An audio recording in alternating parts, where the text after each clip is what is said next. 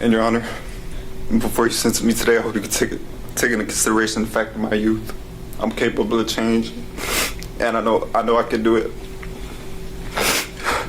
And I know this crime says a lot about me, but it doesn't define me as a person entirely. And I'm remorseful for my actions, and I'm sorry. And I just ask you this one thing.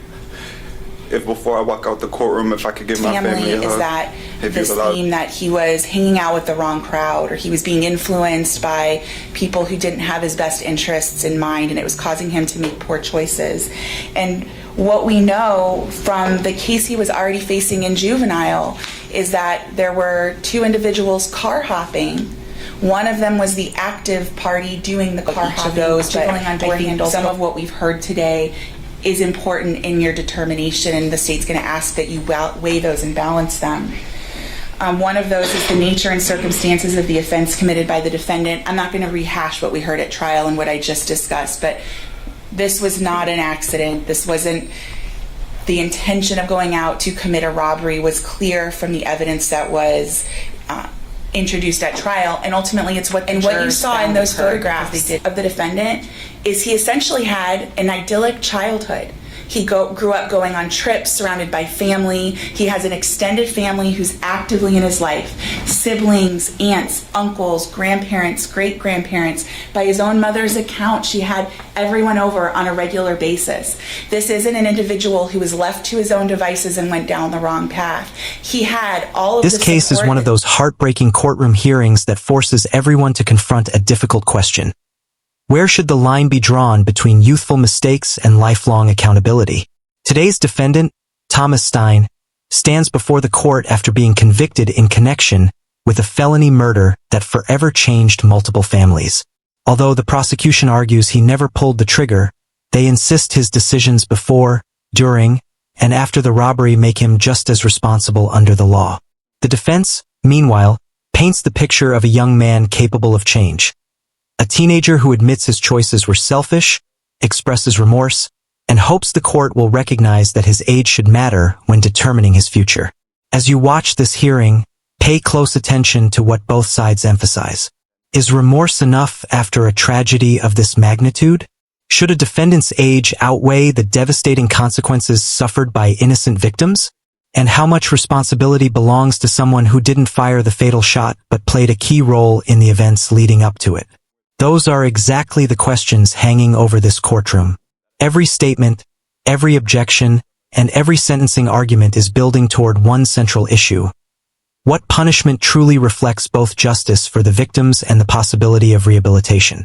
Stay with us, because this hearing reveals just how complicated felony murder cases can become when youth, accountability, and irreversible loss collide.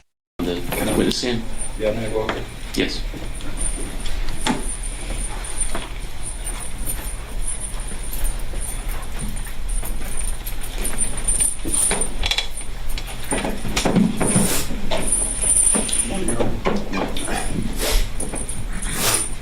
So if you could just say your name and spell your last name for the record.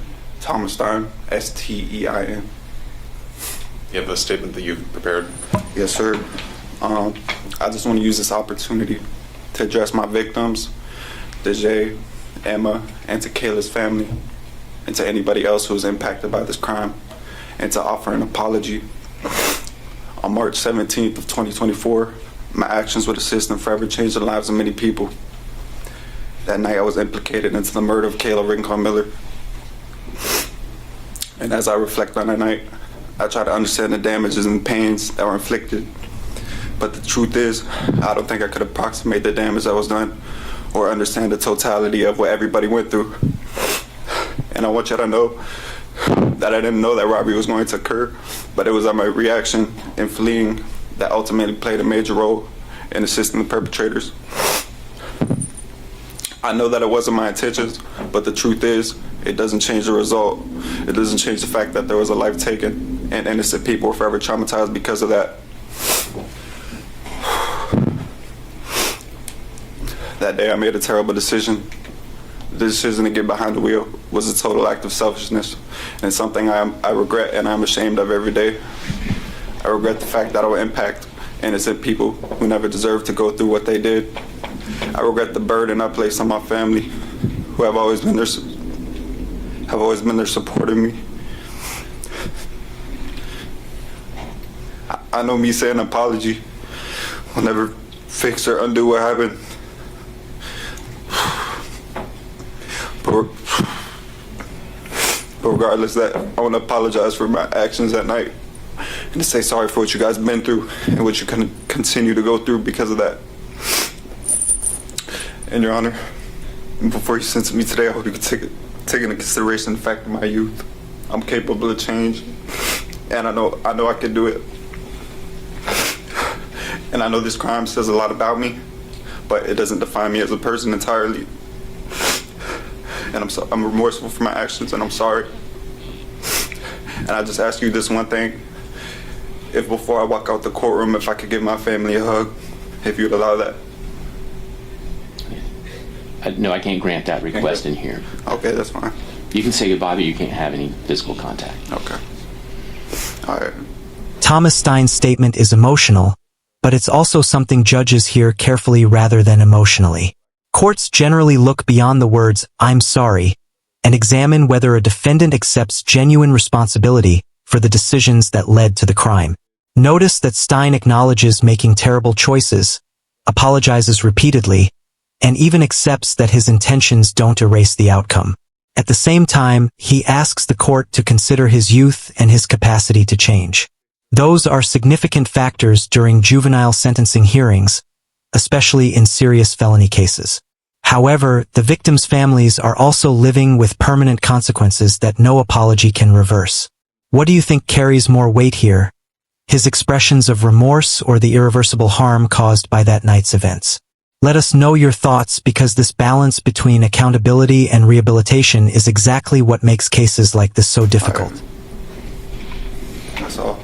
Thomas, have you, while you've been incarcerated this last 844 days, have you completed any classes? Yes, sir. During my time incarcerated, I've been spending countless hours on trying to change myself, rehabilitating. I've done countless courses, man, countless days and days, trying to find a purpose. Nothing further, Judge. Thank you. Okay. All right, you can sit down, sir.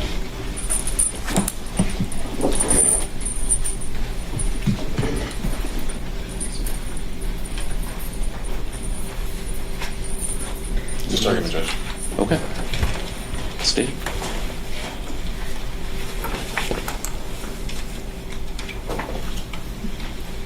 If I could first point out that the PDR that you referenced, as well as the PSI, are up for the court to consider. Within the pre-sentence investigation, the court I'd ask to note that the defendant does have adjudications of guilt as to felony offenses, and I wanted to talk a little bit about those. They're listed on page 4 as a burglary of a conveyance. And there's an error here in that it just says August 13th, the Lee County, count 1 burglary of a conveyance, and it says what the outcome was. And I think it's important that the court note that the defendant was on pending juvenile charges at the time of this offense, which is what led to that ultimate resolution, and I believe it happened here in front of Your Honor. Those cases ended up being direct filed as a result of this case coming to adult court. And in fact, there were 2 cases, not just one. They are both for burglary of a conveyance. And those were 23 CJ 4781 and 23 CJ 4782. Those became 24 CF 427 and 24 CF 428. I am asking that the court take judicial notice of those court files because they are from the defendant's prior record. And in fact, he pled no contest to both counts of burglary of a conveyance.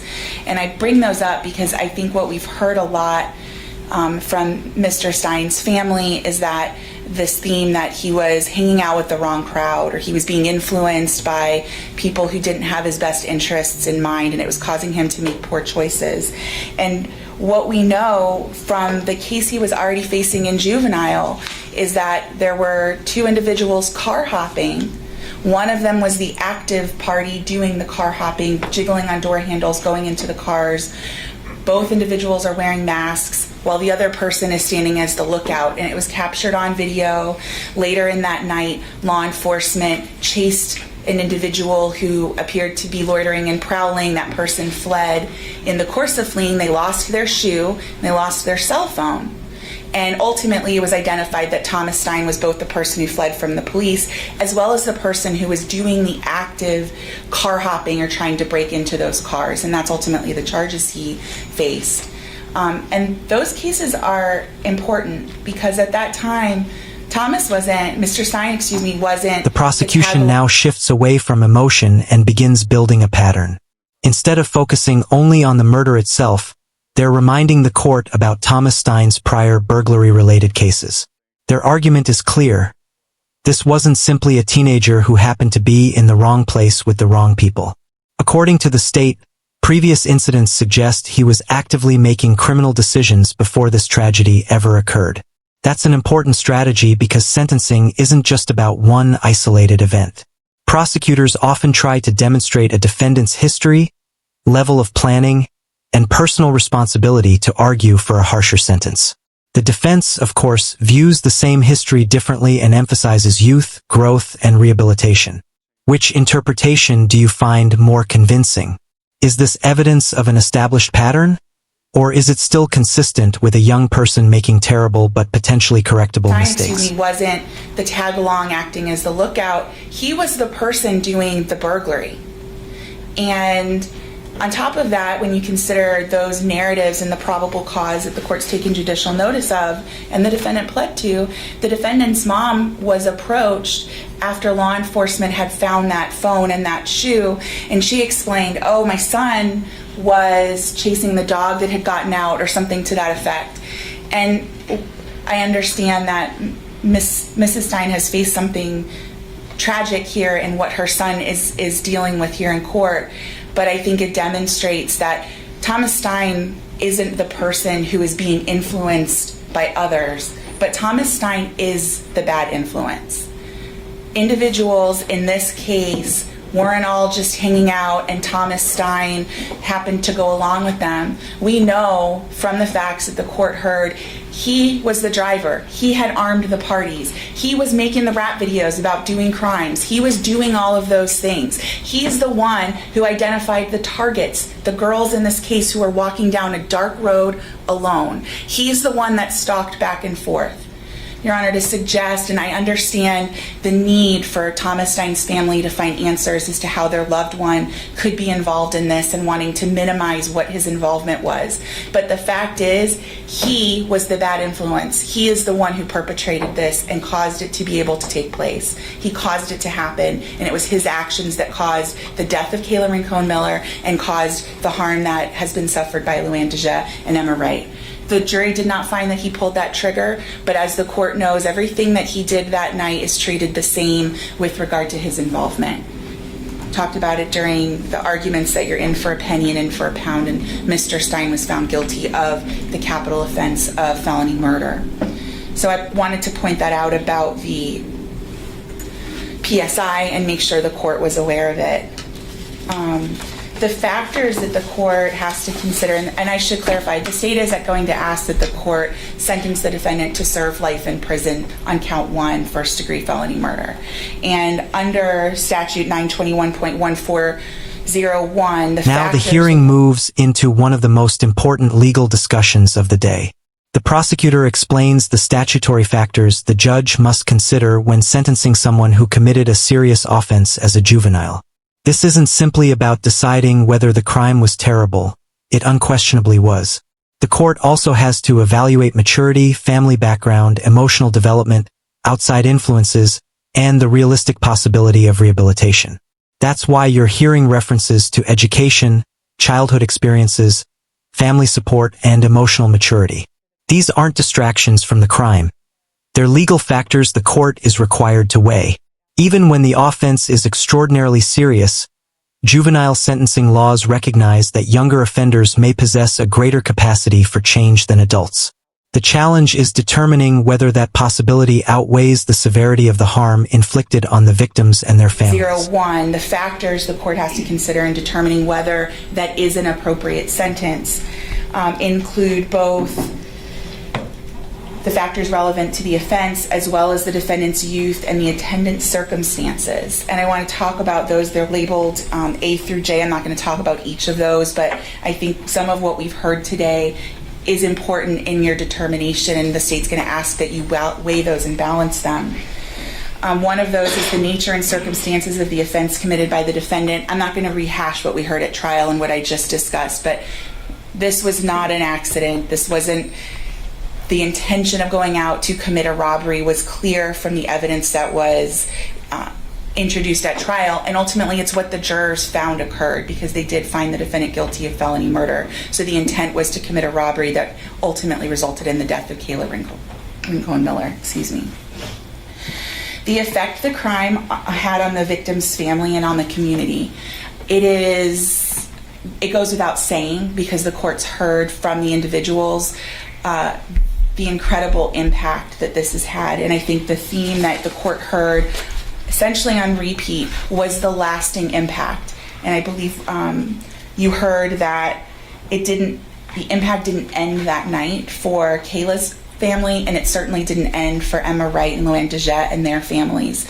This has been a continuing experience for them, and as Ms. DeJet said, it's something that she will experience for the rest of her life, the loss of her friend Kayla, as well as the trauma associated with being the victim of a robbery or attempted robbery that night.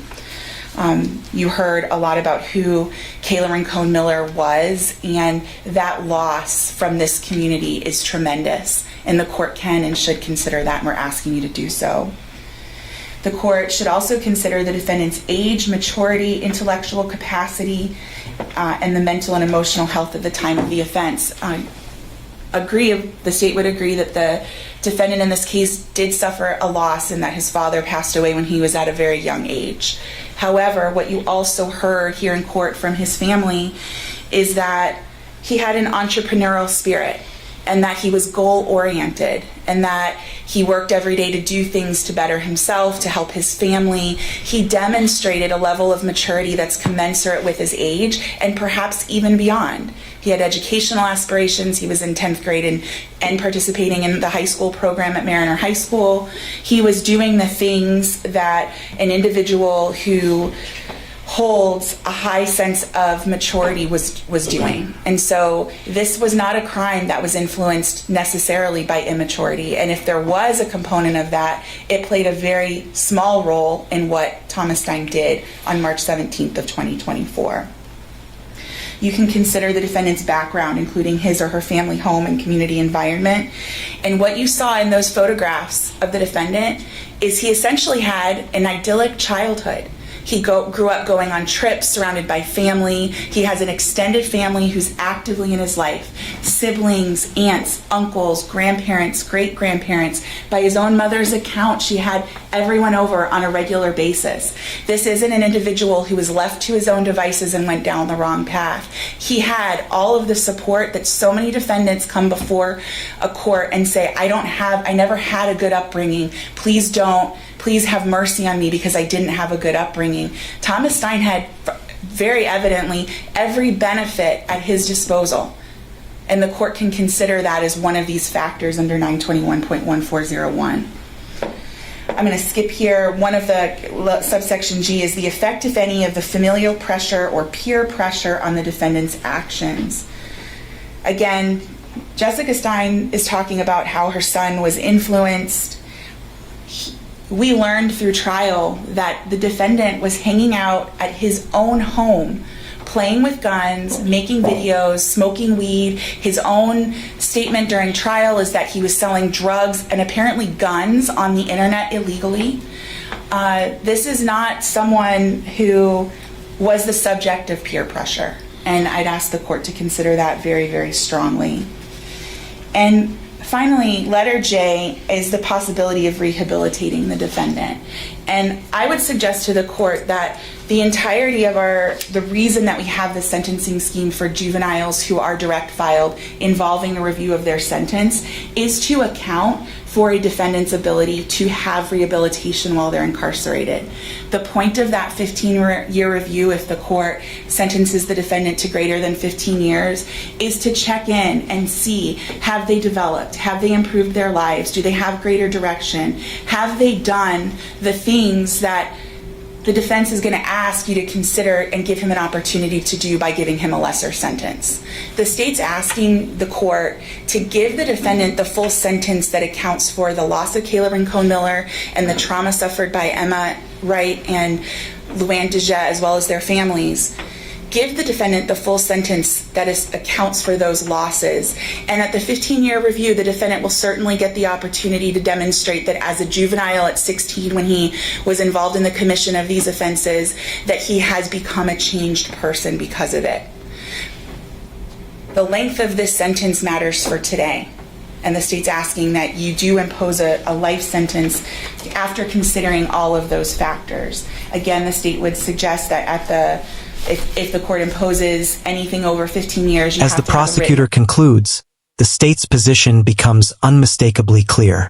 They're asking the court to impose the maximum sentence permitted under the law, while also acknowledging the statutory review process available for juvenile offenders after a lengthy period of incarceration.